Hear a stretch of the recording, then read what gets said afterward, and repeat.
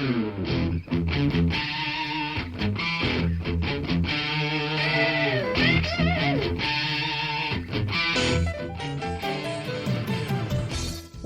to Thriving Entrepreneur with your host, Steve Kidd, third-generation minister and 30-year business coach. Listen in as amazing, world-changing authors, speakers, and coaches share their struggles and victories. And hear from best-selling authors' insight into how you too can live your life as a thriving entrepreneur. This is Steve. Welcome to Thriving Entrepreneur. How are you doing today? I'm so excited to be here with you. I am going to do something a little bit different for us today. I'm going to play 3 interviews back to back without me saying a word in between them. And I'm going to try to sneak in and say a couple of words here at the end. But basically, this is going to be an interview totally episode. I hope you enjoy it. Let me know what you think. Join me in welcoming Dr. Noah St. John. Hey, Noah, so glad to have you back here with us again. Thank you, Steve. Great to be back. Yeah, absolutely. So maybe people haven't listened to the other interviews we've done. So just to catch them up real quick, tell us a little bit about you. Well, I'm Dr. Noah St. John. I'm known as the father of affirmations and the mental health coach to the stars. I'm known worldwide for helping entrepreneurs, experts, coaches, chiropractors, health professionals, basically people from all walks of life to make more in just 12 weeks than they did in the last 12 months, while also winning their lives back at the same time, meaning winning back at least 1 to 3 hours in their day and 4 to 8 weeks in their year. And so, it's one of the things that I've been teaching for many, many years now, over 25 years, is that, it's great to make a lot of money and that's wonderful. But what's even better is to have your life back. So that's it's really exciting to see people's, their eyes light up and just really saying that, Noah, thank you for saving my marriage, for saving my life, sometimes saving my business. And it's really pretty amazing, really, what we see, the results. I love that. So last time we were together, just a couple of weeks ago here, we were talking about the 7-figure expert in that book. And you now have a really cool follow-up guide with it that is called the 7-figure expert, how to make your life of more influence. But it's a manual that goes with it, if I'm correct, right?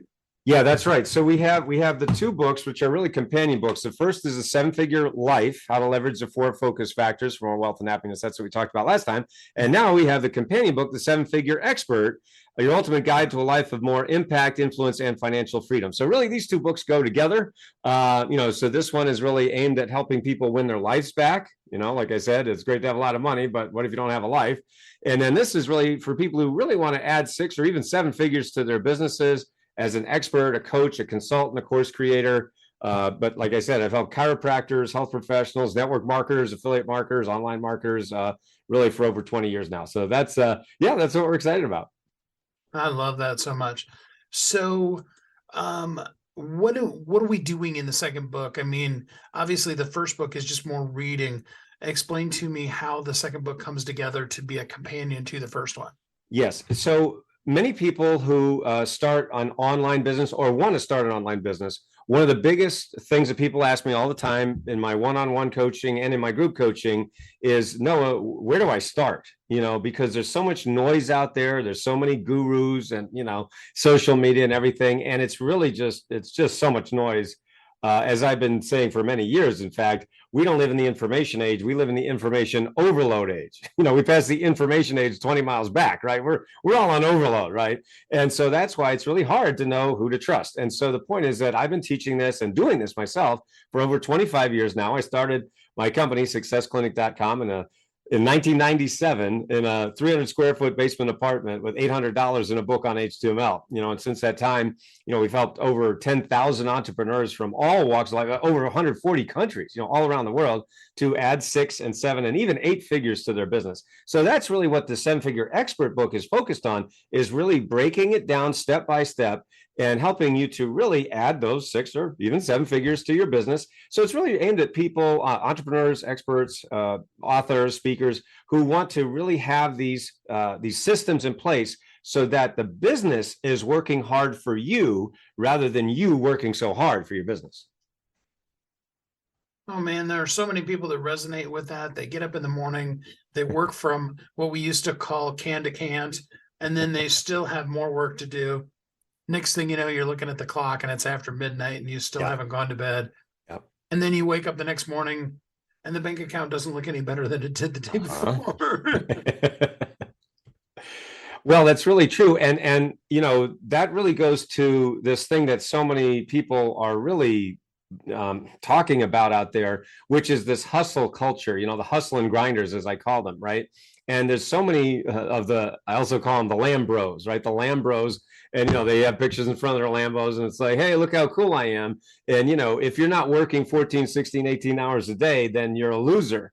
And I'm like, no, time out, guys. That is such bull. And I'm really here to position myself against the hustle and grinders. Now, certainly, I'm not suggesting that there are times in our lives and our businesses where we have to work hard. I mean, there's certain times where you have to maybe work, 10, 12, 14 hours a day. If let's say you're creating a new course or a new book or just getting something off the ground. Hey, there's times, I mean, in my 30s, I was working, 10, 12, 14 hours a day because I didn't care. I didn't have a wife. I didn't even have a girlfriend at the time.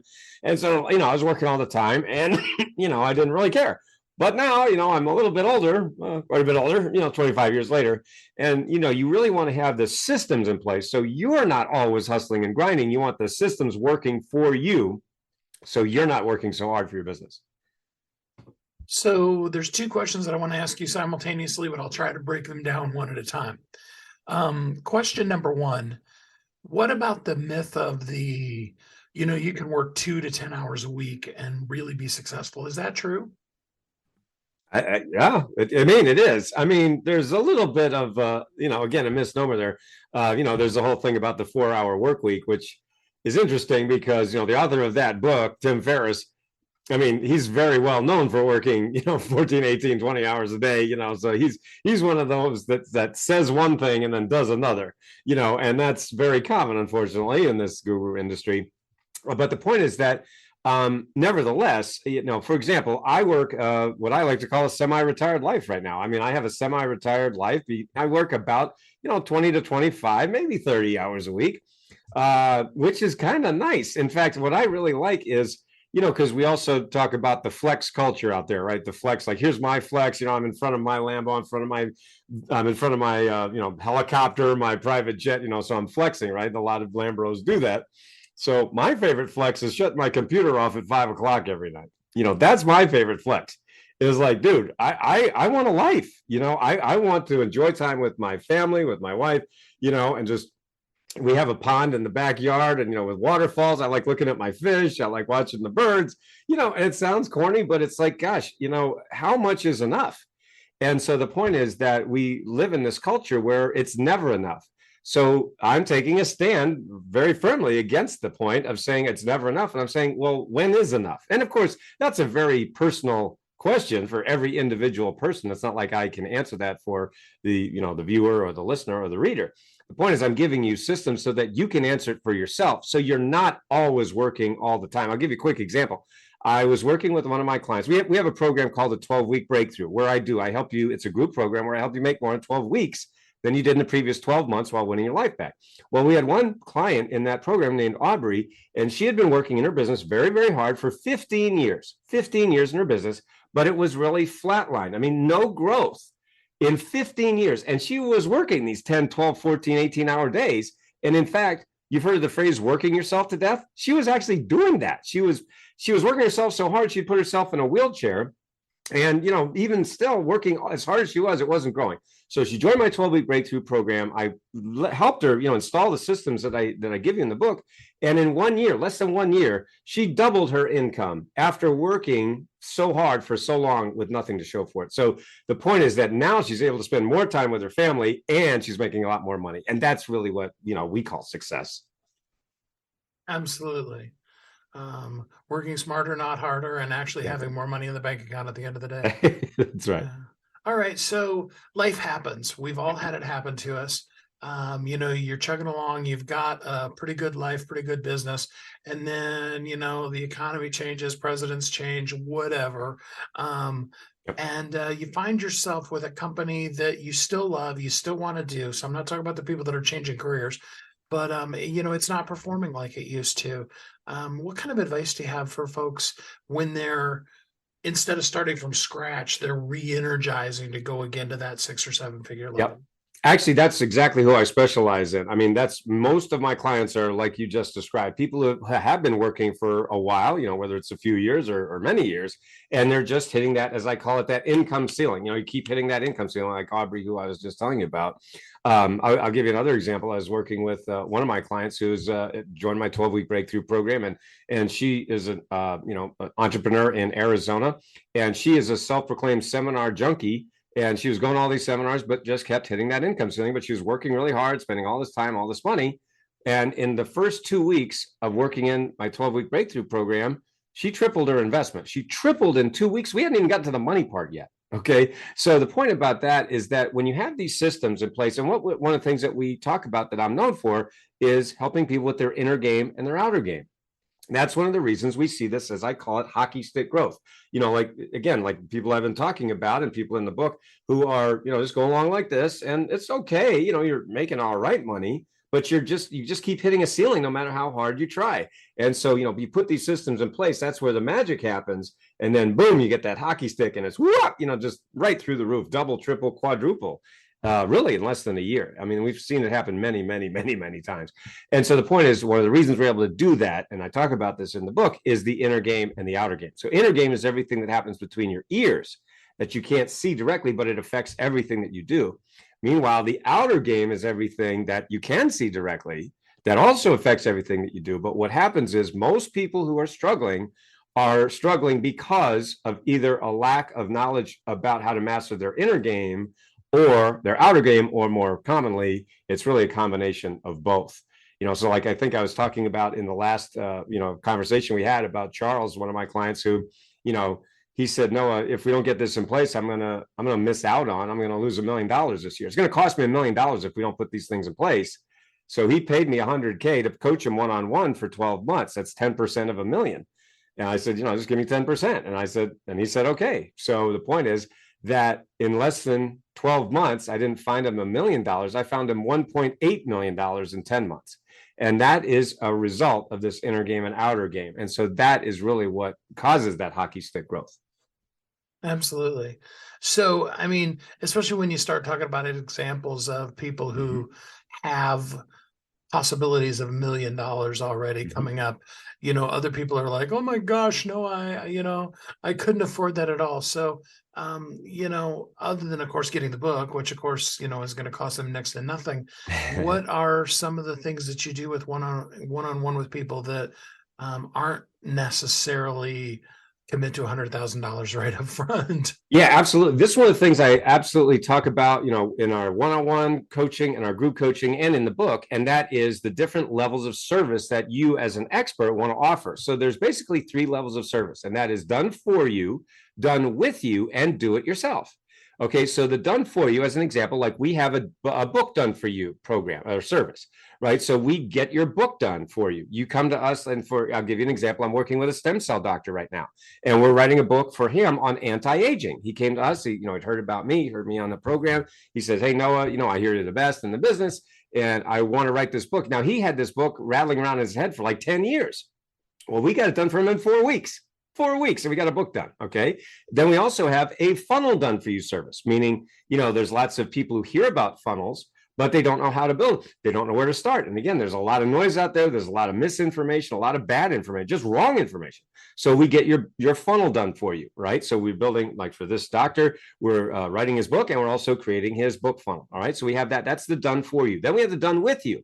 Right. So the done with you level is like with the 12-week breakthrough, you get 12 weeks of coaching with me where I help you to install your inner game and outer game. So, that's where you're actually working with me directly. And then we have the do it yourself. So for those people who really want to do it independently at your own pace, we have do-it-yourself programs like Power Habits Academy, like 7-Figure Machine. So you can just go through at your own pace. So every level has its benefits, pros and cons. So for done for you is, it's the most money, it's the most investment. So like that doctor, he paid me $60,000 to, get this book and his book funnel done. But, that's the type of person who has the money and they have the desire, but they're like, I don't want to do it myself. Just, can you do it for me? No. And I'm like, yeah, sure. I've got a team, we do it.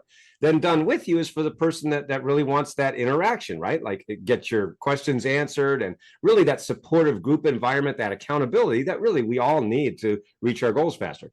And then the do-it-yourself level is for maybe the person that, doesn't have the money right now, but they really want the result, right? So they want the inner game, which is Power Habits Academy. They want the outer game, right? The offers, the funnels and traffic, which is Seven-Figure Machine. So that's what I encourage all of my clients to do, is have those different levels of service as much as you can. Now, there is one caveat there.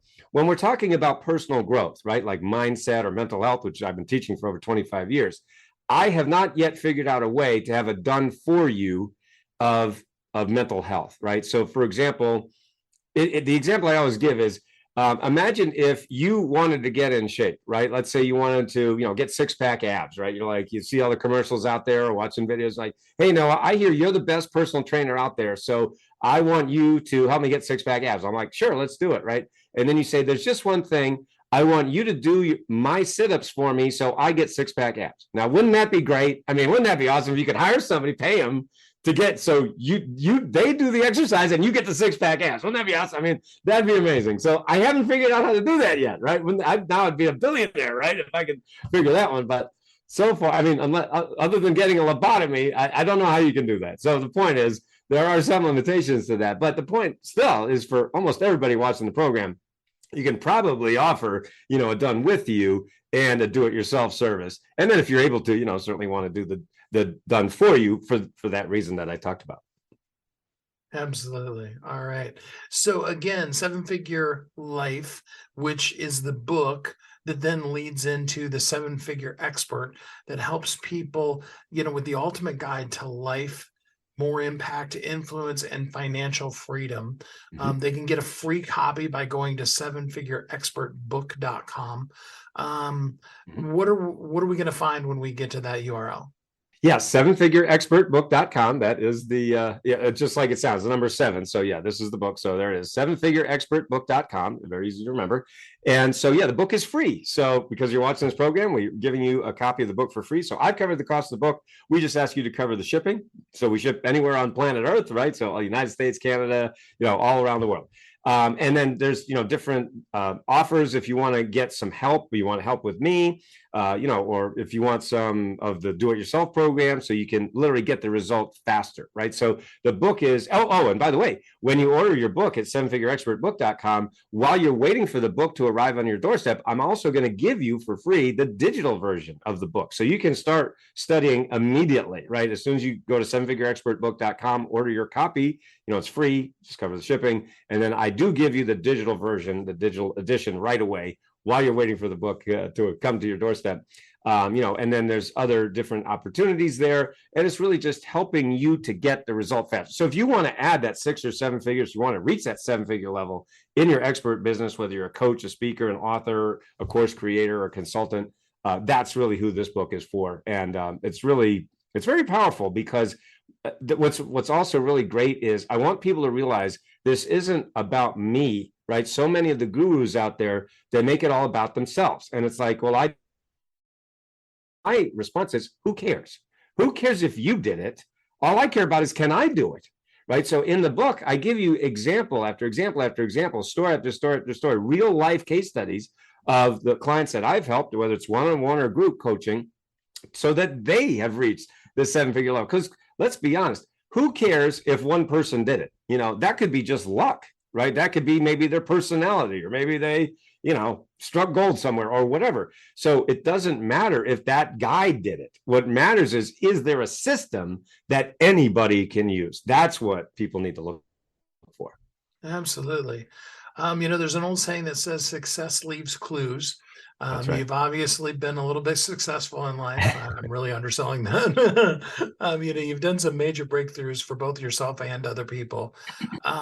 This whole concept that you just introduced to us, you're going to give us 7-Figure Expert book for free, give the ebook while they're waiting for it.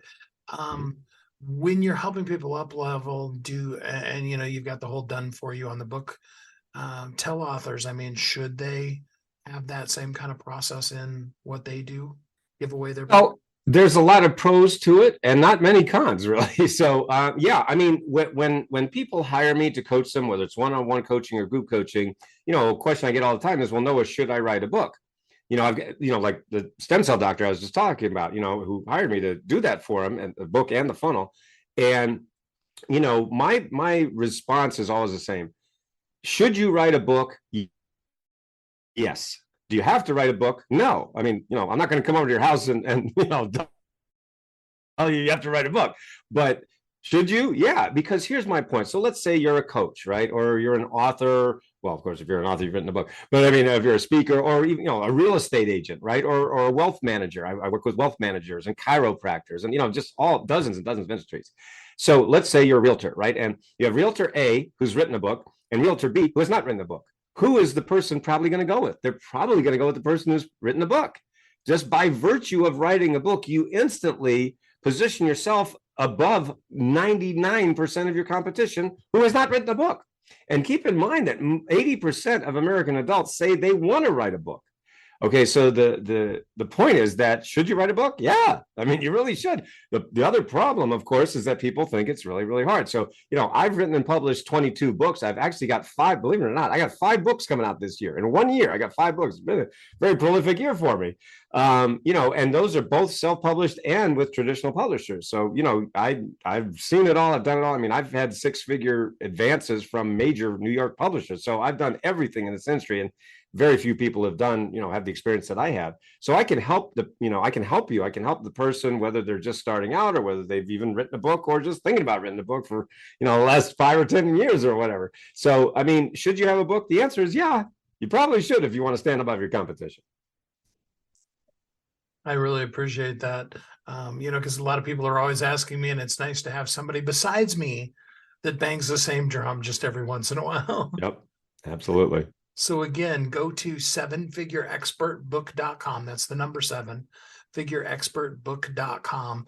Get the free book, really get all the great juicy stuff that Dr. Noah St. John has there. Before I let you go, Noah, give us just one last word of encouragement so that we really feel like we can do it before we let you go. Absolutely. And I'll just reiterate something that I said, which is make sure when you are hiring a coach or a mentor, make sure you're hiring a person who has a system, okay? Not their personality. There are a lot of big, larger than life personalities in this industry. And let's face it, they're taking up all the air. They're taking up all the air in the room. We all know who they are. And, that's fine. But my point is it personality driven success or is it system driven success? I know for me, I had to spend over $500,000. I paid all those guys all this money only to find out they can't teach their way out of a paper bag. And that all they have is a bunch of personality. Well, that's great. What if I don't have that personality? What am I supposed to do? Right. And the fact is 95% of us don't have that kind of personality. So, I guess we're out of luck. So that's what my books, all my training, my coaching is for. It's for the people who say, listen, I just need a system. Can you give me a checklist? Can you give me a roadmap? And that's exactly what I wish somebody would have given me a long time ago, and they never did. So, I had to put it together myself from, 20 years of study and spending over $500,000 to all those guys. And so the point is, that's what was really going to get you there so much faster, is having that step-by-step roadmap, fill in the blank, plug and play, paint by numbers, so that you can get there so much faster and easier than ever before. Dr. Noah, thanks so much for spending some time with us here on the show today. I appreciate you so much. It's my pleasure. Join me in welcoming Nick Venezia. Hey, Nick, how you doing today? Doing good. And how about yourself? I'm doing really great, thanks. So tell us a little bit about you and how you show up in the world. How I show up in the world. I would like to say I show up in the world as, charismatic, quirky, witty, and always looking at questions, and trying to see different problems that exist in the world. So with that skill set, what is one of the biggest problems that you can think of that exist in the world right now that you're in the process of creating a solution for? I would say right now, when you look and it's, one issue is like, say, podcasting. It's where you can actually help the host, make better content if they actually know who the listener is, what makes them tick. And when you can start to identify those type of things of what makes them tick, what's relevant. You can make better content that's more tailored to the listener and the relevance, and truly best serve that community, I think is important. Oh yeah, for sure. So let's talk about the elements of making that connection. I mean, some of it is in the content you're doing, and some of it is some technology solutions. Let's talk first about what does a person need to do content wise and the overall product they're creating in a podcast to have something that anybody wants to listen to so that they then can connect to them. Well, I think what's actually first is it actually would be a question of like, what do you think is valuable if you actually were, as a podcast host, to know more about your audience? Like, what value would you actually see in that? Like, how would you use that as a podcast host, for example? Well, and of course, for me, I'm always looking for, what is the one thing that a person really needs help with? So when you say what they need help with, it's like, do you feel like each of your different episodes, on your specific things have different solutions? And, you could essentially say, and correct me where I'm wrong here, it's like that person who's listening to that show sees that episode as maybe a potential solution. Oh yeah, absolutely. In fact, the fun for me is the challenge of taking, because it is a radio show. And so I'm putting together three small, if you will, podcasts into one show, is the taking three very disparate people and finding the thread that connects. You might have a real estate agent and somebody that's, helping people with something spiritual, and somebody else that's an accountant, and where do those three people somehow meet together? And so that's actually a lot of fun for me when I'm putting the shows together. But you've also probably identified also a problem is where would you go right now in the industry if you wanted to find that type of analytics or those type of insights as a creator, as a podcast host? Well, and currently I don't know of any place that they really exist. Most of the analytics you get are, X number of people listened on this platform if their technology is actually working properly that week. Yeah. So it's almost like it's more of a vanity metric, not more of a metric of helping guide you and nurturing your community with relevancy. Oh yeah, for sure. It's almost as generic as, because I come from a radio background, the statistics that you get when you start talking demographic percentage of a particular radio station's audience, and what does that mean that 5% of the city listens to this particular station during this time slot? So imagine, what would you think would be the biggest value almost is like if you actually were to be able to be empowered with that insight of that real estate agent, that person in, looking for a solution. How would you essentially adjust if that, say, solution did exist? How would you adjust your content strategy almost? Well, yeah, I mean, absolutely. If you knew specifically who was listening, what they needed, and could even engage them in conversation between shows and say, what do you need? Easiest way to find out is just to ask, right? That'd be huge, because then even the questions you're asking the guest as they come on, you can keep that in mind when you're doing that. Right. And so what you've identified really is an analytics problem, an insights problem in it's industry wide. It's how can you, it sounds like, as that podcast host, best create the messaging that resonates the highest with your community, that's the most genuine and real and authentic. And sadly, this industry, it's lagging, as well as so many other areas, because it's of a walled garden. Why would Apple or why would Spotify really truly want to actually provide those insights to you as a host? Would it make sense, do you think? Well, as the host, I can totally say yes, it would make sense. I could tell you, as the other types of ISPs that I've owned, why they hold those metrics closely to their chest, so that they have all the information and all the power. Yeah. Well, I think what you're saying right there is true. It's like knowledge is power. So is information. And I think what we're happening right now, which is unique, is we're in this era of essentially the democratization of these walls of literally of, you know, not knowing or owning your community and who's in it, to now where potentially you actually have the opportunity to know who's in it, to know who each listener is, to be able to best connect to that individual with the right message and the right relevancy and authenticity. That would be just so perfect for, well, I mean, for anybody that actually hears what the person listening wants to hear versus they just want to hear themselves talk. Yeah. And I think also it's almost like what listening to hearing what you're saying, it's, you know, in this future of AI and predictive modeling and all this other stuff, it's like, when will all of those tools actually go back and help empower that host to better connect and serve that community? At, like, for example, have you played with any of the different AI tools yet, or any of those things in podcast space? Yes. Well, in podcast space, not so much. I mean, other of the content creation AIs I played around with a little bit. Yeah. But see, yet again, there, it's like you look back at that and it goes back to, say, that learning model, and it's limited. Where if you were able to know which of your specific episodes, you know, performed the strongest, who was that community made up of? You know, what was that DNA makeup of that audience, of that specific show? What were the topics discussed? Imagine the power that we as an industry in podcasting could have. Oh, yeah, that would be huge because at best, right now, most of the analytics, you can say this one had the most number of listeners, and these were the guests, and this is what we talked about, and everything else is just making assumptions. Right. Or what about monetization?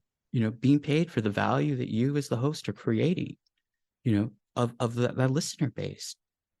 You know, right now it's a hard path to revenue in podcasting, when reality is it's a beautiful platform because of the amount of trust that a podcast host has with that listener base.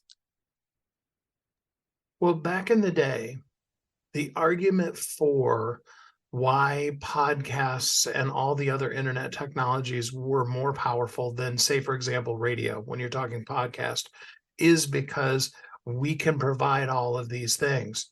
And then somebody forgot that that was what we started telling people in the industry, and nobody ever started collecting any of that data. And it just became another source of, you know, audio waves crossing in a different format into people's ears. But what do you think was maybe the cause of that? Do you think it could have been, you know, big tech out there trying to, you know, protect it or keep, you know, radio in the dark? Um, I think beginning with, and bear with the fact that I've been in internet space since before the word the internet existed, but to begin with, there was a whole lot of the people who would now call themselves big tech that were not very big back then, that all had the conceited belief that you know, news on the internet would completely destroy all print newspapers, and that there would just not be any of those companies. You know, and let's face it, most every city you live in still has a little local or county wide newspaper. It just never happened. The same thing's true when you start talking about podcasting, which came out a few years later. Is they still took that kind of very conceited, we're going to do this and there will eventually just be no radio stations. And yet, you know, although iHeartRadio may have swallowed up the vast majority of them, they did it because they're still playing, people are still listening to them, and they're still making a ton of money off of it. Right. And what you've identified too is that, you know, like there at the very end, right there was with iHeart, you know, they're making a ton of money off of it. And imagine if you as the host could start to actually also make even more money. Because as a host, the second you could actually imagine the power you would have with those type of analytics when you show them to a brand. Oh yeah, for sure. Like immediately you have a justification for them to say advertise. Yeah, I mean, back in the day of radio sales, we used to be able to show them this is the whole entire area that the broadcast signal is going to, and in that area are those the people you want to reach. And it was kind of like the yellow pages of audio content. Yeah, that's actually an interesting way of saying that. The yellow pages of audio content. I love that. That's a great term. Feel free to I use that think. in your marketing. You can have it. Oh no, I mean, I would totally give you credit for that. That's actually it's a great term, because what you're actually identifying is literally that's all the different audiences from each of these different creator shows. Is that yellow pages, where brands nowadays, the biggest brands are always looking to reach that next new, or that quote incremental reach, or ways to form authenticity relationships with their potential customers. And yet, why wouldn't they want to go check out the yellow pages of audio right there and flip through those pages for the best ones? They align with them. Right. So I think what's happening, though, in the industry actually will be slowly happening is a shift to the empowerment of a podcast host with those type of rich analytics and insights.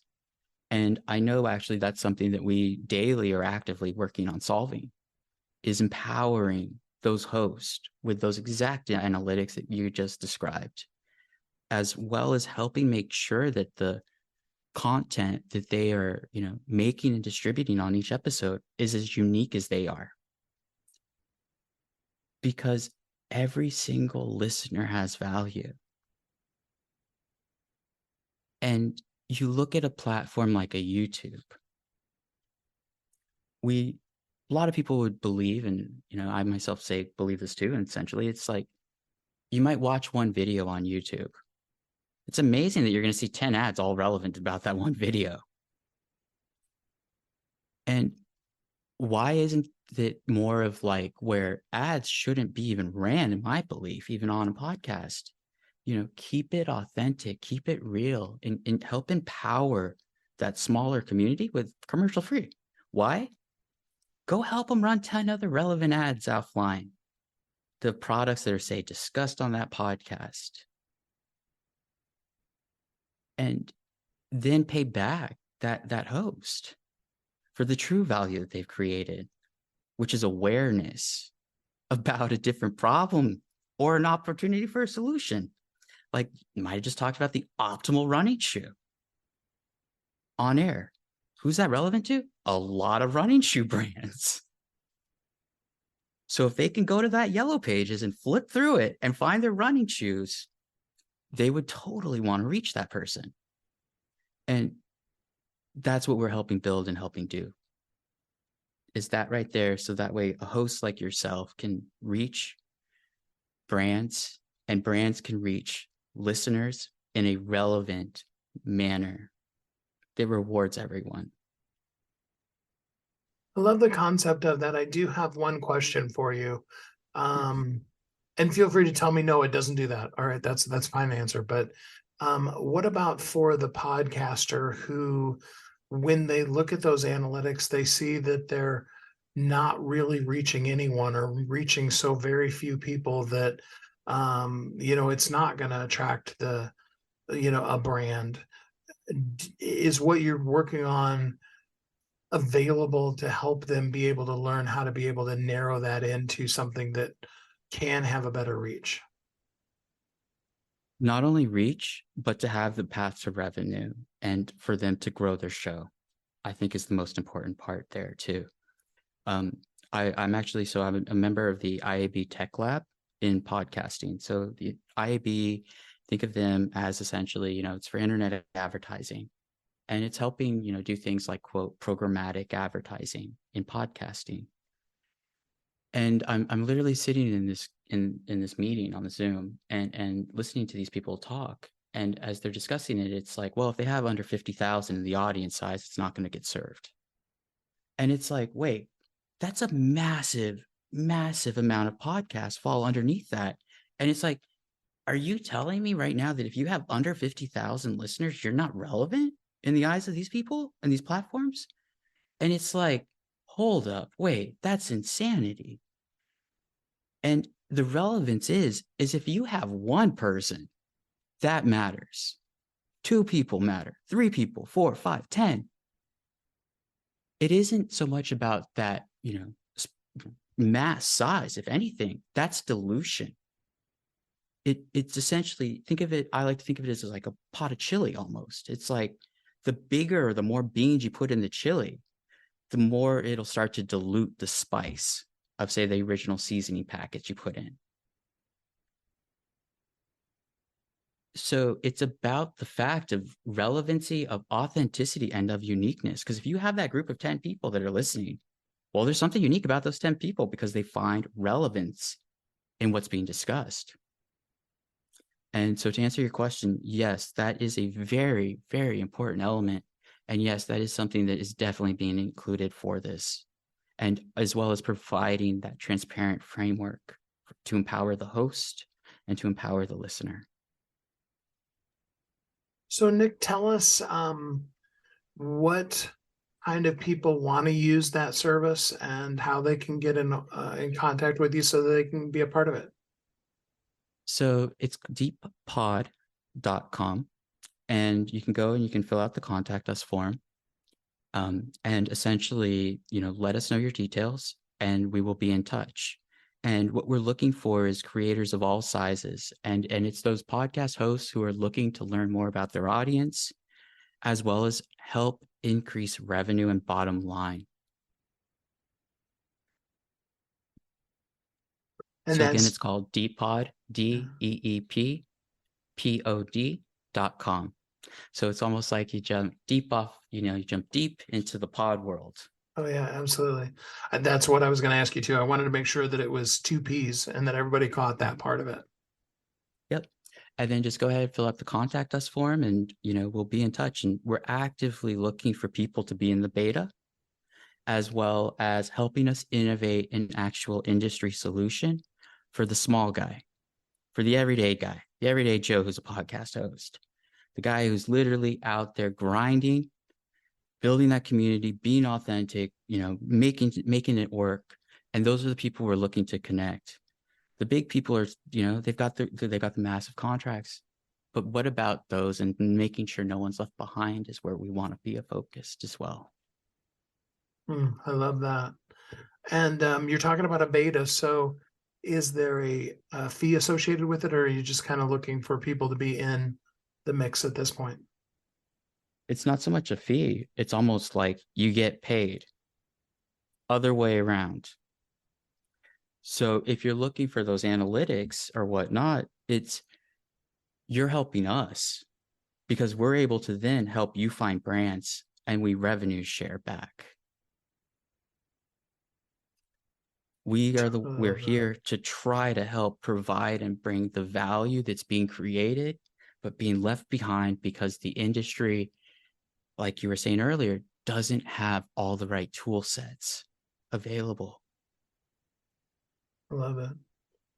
And for the average person listening, because I'm looking at your page here right now, it's asking what type what you're interested in, and then it gives suggestions of brand, agency, publisher, and other. What kind of things are you really looking for when just the solo podcaster is? You just want the person to say they're a podcaster. Okay. Correct. So what you're seeing is things like publishers, like Podcast One is one of the ones that we're working with on the publishing side, and also looking at various, other publishers and opportunities, as well as different agencies that are podcast agencies that help the brands find the right podcasts. And then we're also looking for the individual podcast hosts themselves, the independent guy. And all of them are relevant, and we're here to help empower and be that plumbing to help liberate each of them. I love it. Love it so much. I signed up for it just while we were talking. Cool. Well, we'll be in touch for sure on that. Yeah. And that's deeppod.com, DEEPPOD.com.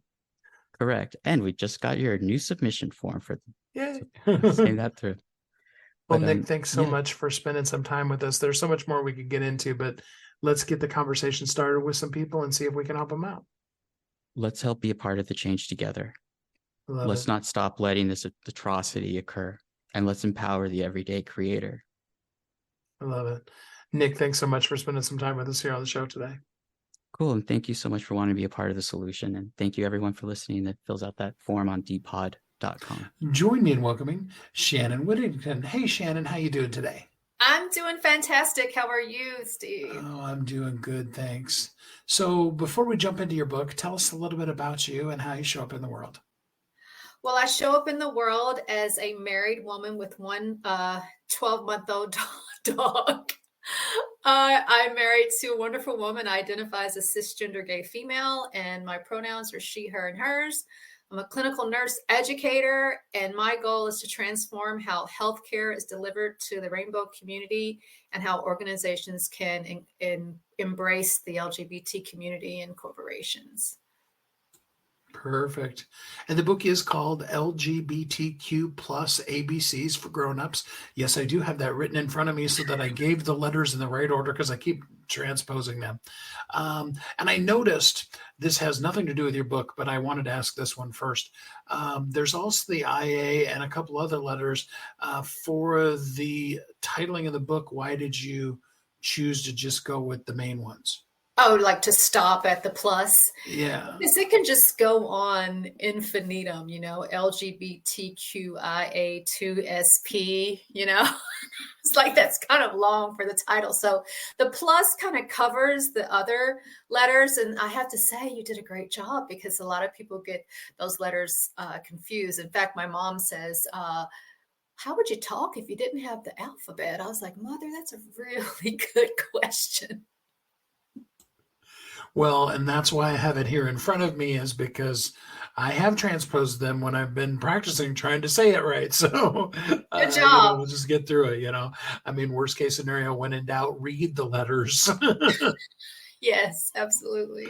So, and I love that it's ABCs because often, it's referred to as, the alphabet group, so, but ABCs for grown-ups, and specifically when you start talking about, like you said, with nursing and healthcare and businesses, you want to help them be able to know how to really appropriately and effectively deal with people who identify as whatever they identify as. What are some of the really basic ABCs that most corporations don't know, but they really should? Well, I think it's very important for them to know that even though we have these letters which identify us, like the L stands for lesbian, which is how I identify, but I also identify as gay.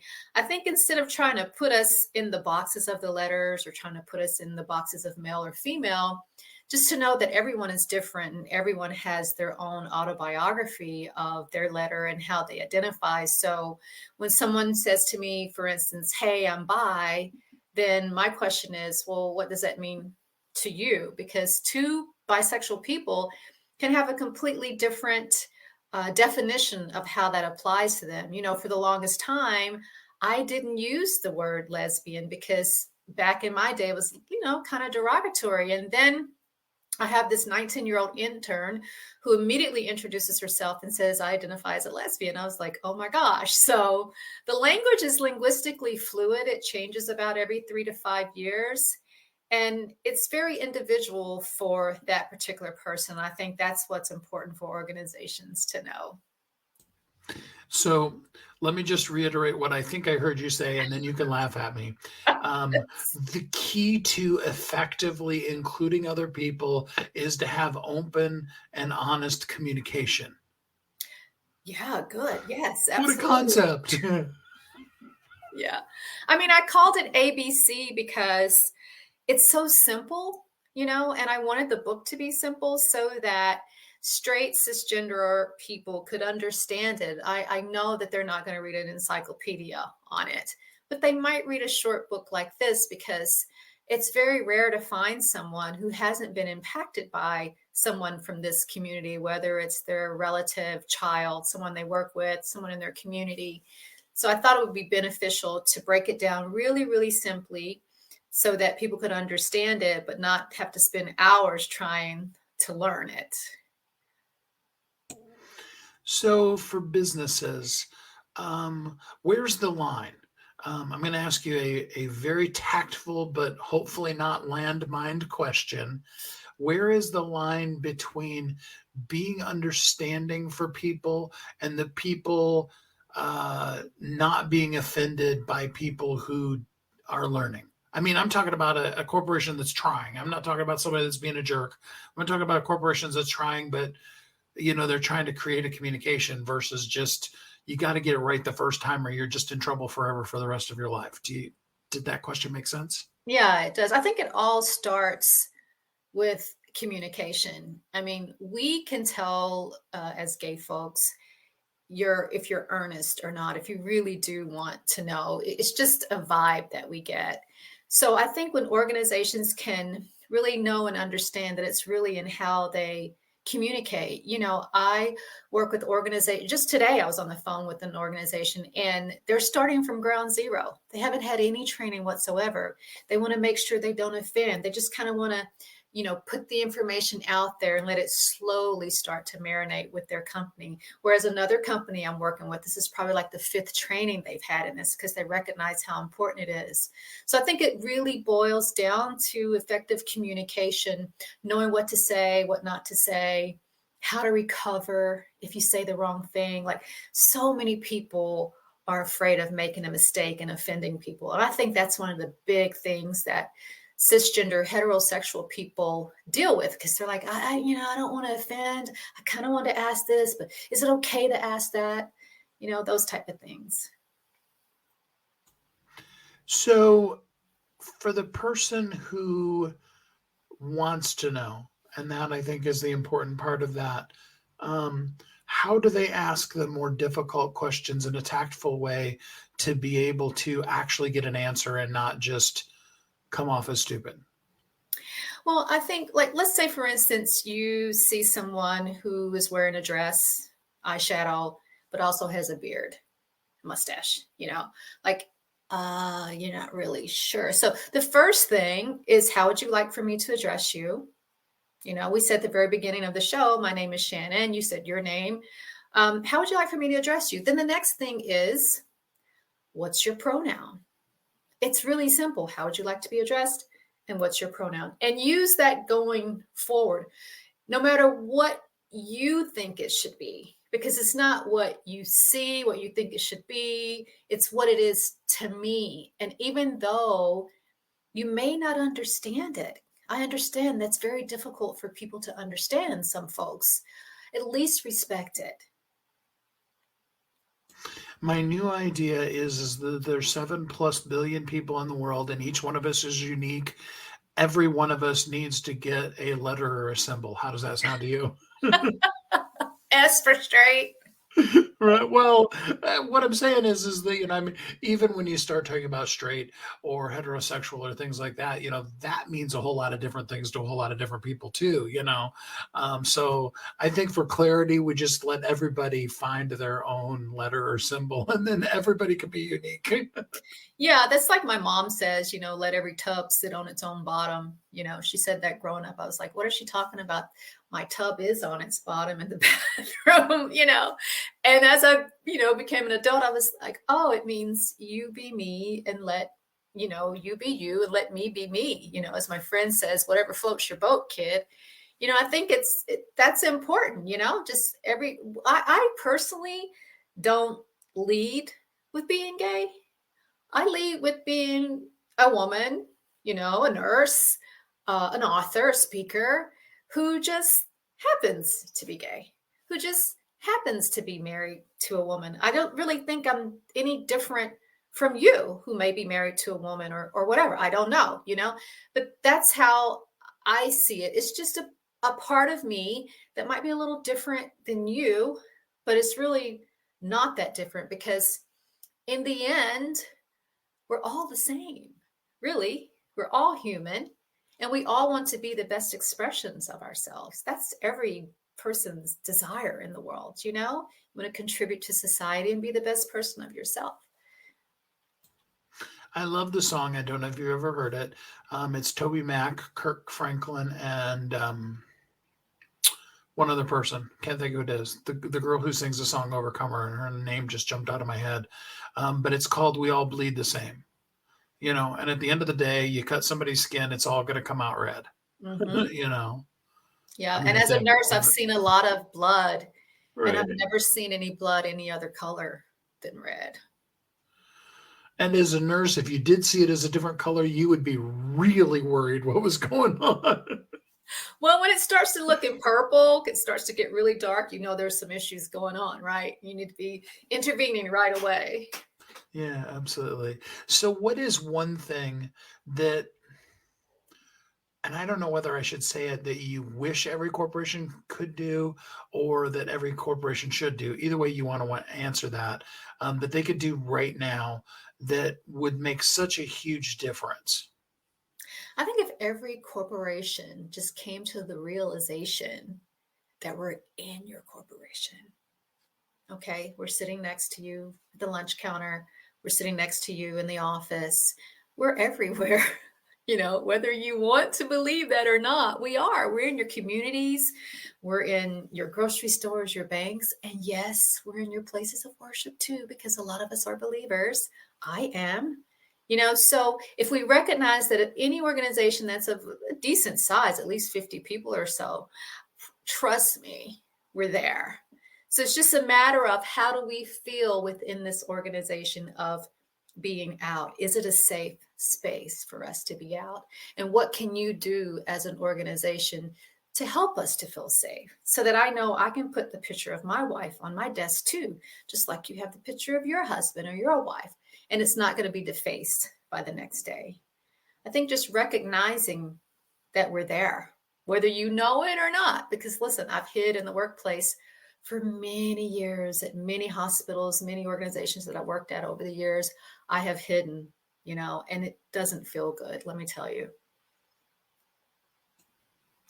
Then that's really good advice in general is, and whatever it is, I mean, specifically, we're talking about LGBTQ plus today, but anything that a person has, we should lead with acceptance. If there is a legitimate um, situation, and I can't think of anything that has to do with this that would be